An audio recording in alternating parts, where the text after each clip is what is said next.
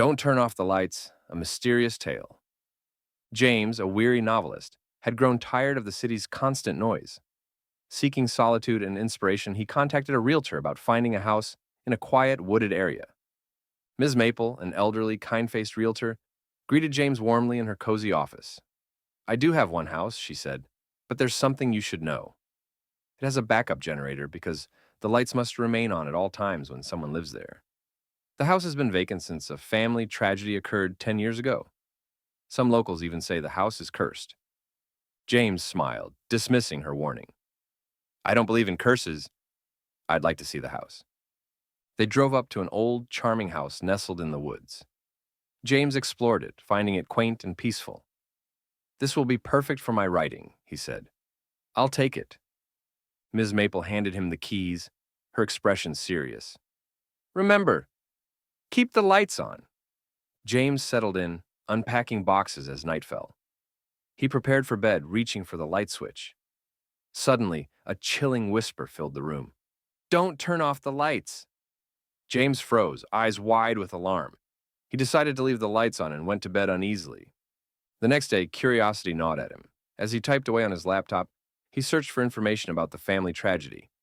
He discovered that during a city blackout, a family of 4 was murdered in the house. The only clue left behind was a message scrawled in blood. "Don't turn off the lights." That night, James prepared for bed again, more aware this time. As he reached for the light switch, the same chilling whisper filled the room. "Don't turn off the lights."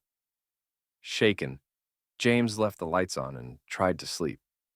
James invited his friend Kim over for dinner, telling her about the house and its eerie warnings.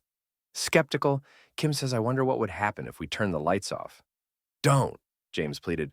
"Please don't." They headed to the bedroom where Kim stood by the light switch, smirking. "Don't what? Turn off the lights?" She laughed and flicked the switch off. The room plunged into darkness, filled with Kim's terrified screams. Silence followed. James scrambled to turn the lights back on, finding Kim's bloody body on the floor, horror etched on his face. The chilling whisper returned. "This is what happens when the lights go off, so don't turn off the lights." Shaken, James called the police. They arrived, skeptical of his story, and arrested him for murder. In the interrogation room, Detective Jones listened to James's desperate account. "Tell me about this house and the whispers," he demanded. "It's cursed," James insisted. "You have to believe me." Intrigued, Detective Jones visited the house, finding all the lights on. He reached for the switch but stopped when he heard a whisper. "Don't turn off the lights." Fearful, the detective left the lights on and exited the house.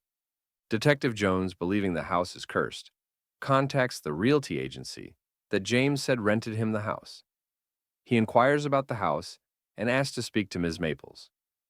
"We have no listing for that house," they told him. "And Ms. Maple?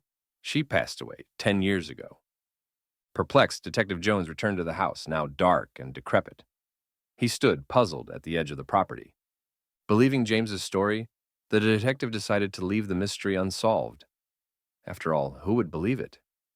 The Eerie house stood silent, its lights flickering ominously. Remember, some lights should never be turned off.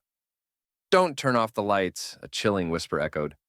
Don't forget to like, comment, and subscribe for more spine-tingling tales. And turn on notifications to never miss an episode.